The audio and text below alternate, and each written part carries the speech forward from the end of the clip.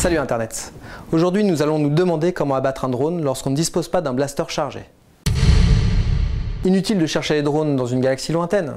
À lui seul, le constructeur Parrot a vendu son air-drone à plus de 700 000 exemplaires, et ce, sur notre seule planète. C'est formidable un drone. Ça permet de repérer les départs de feux de forêt, d'inspecter les ponts et les tunnels. Les pizzas elles-mêmes commencent à être livrées par des drones. Mais ce que je préfère, c'est les courses en forêt. Chaque pilote est équipé d'un casque de réalité virtuelle. Il lui envoie les images d'une caméra embarquée à bord de son drone. Du coup, quand celui-ci survole un chemin, vous avez l'impression de foncer à basse altitude et à grande vitesse dans la jungle forestière d'Andorre. Sauf que les drones ont aussi leur côté obscur. Au Mexique, des trafiquants commencent à s'en servir pour faire passer de la drogue sur le territoire des États-Unis. Les paparazzi, eux, commencent à s'en servir pour photographier les stars lorsqu'elles se croient tranquilles.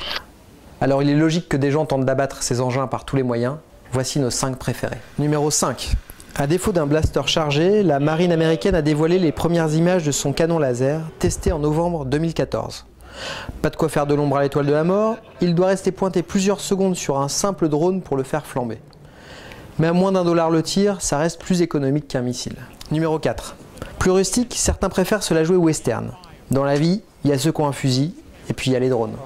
Numéro 3. Puisqu'on en est aux méthodes vintage, pourquoi ne pas remettre au goût du jour la chasse aux faucons? À en croire ces images, les rapaces semblent avoir une petite dent contre les drones. Numéro 2. Et si on combattait le mal par le mal? Des drones intercepteurs sont actuellement testés pour défendre les lieux sensibles. Leur tactique, bloquer les hélices des intrus dans leur filet. Et notre numéro 1, pour l'instant l'arme ultime contre les drones, ça reste un bon bâton.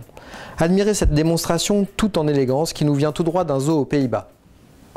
Non mais c'est une vraie invasion, ils sont même dans Science et Vie Junior.